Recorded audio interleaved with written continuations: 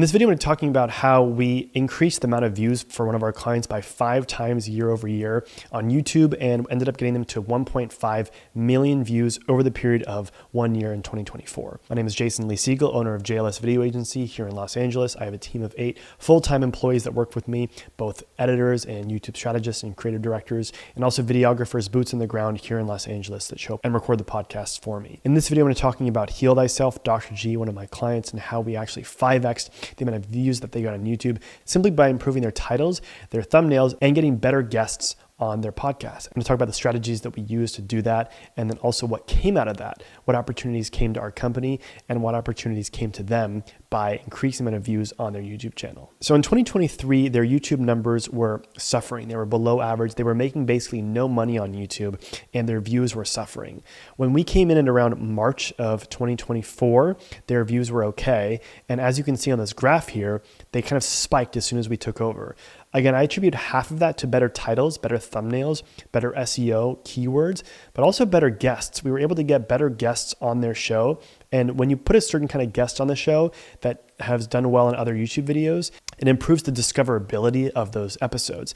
We found that by placing particular kinds of guests on their episodes that had performed well on other YouTube related podcasts, the ranking of those podcast episodes went way up. So for example, this episode that we did with Shaman Durek got over 100,000 views, and he was really popular on YouTube at the time. So he was a really good choice for a guest.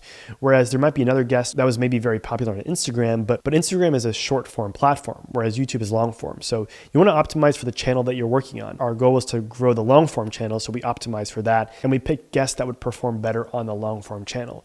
We're still doing this to this day, and we're always noticing that guests who have better keywords on long form channels do much better on our show.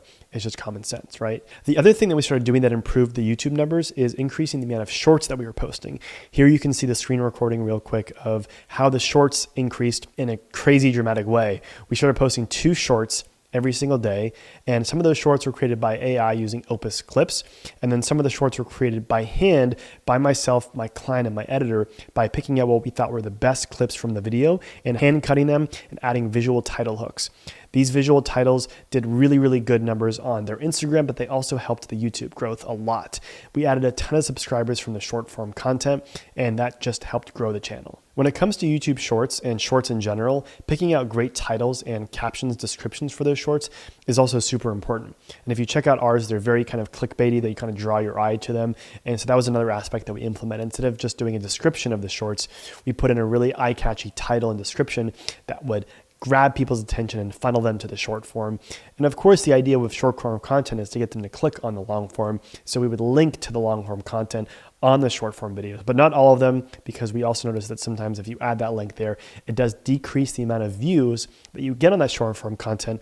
I think probably because they leave the short and they go to the long form content, and then it tells the YouTube algorithm, oh, they don't like this short, when really they liked it so much they just clicked and they wanted to learn more. So we do a little bit of both. That's it. It's not rocket science. You don't have to be a genius to grow on YouTube. You just have to have consistent, great output and quality, and learn from your mistakes and keep iterating on what you're doing so you can always improve. If you want to learn more tips about the video and marketing business side of video production, check out other videos on my channel, subscribe, and like for more. Thanks so much.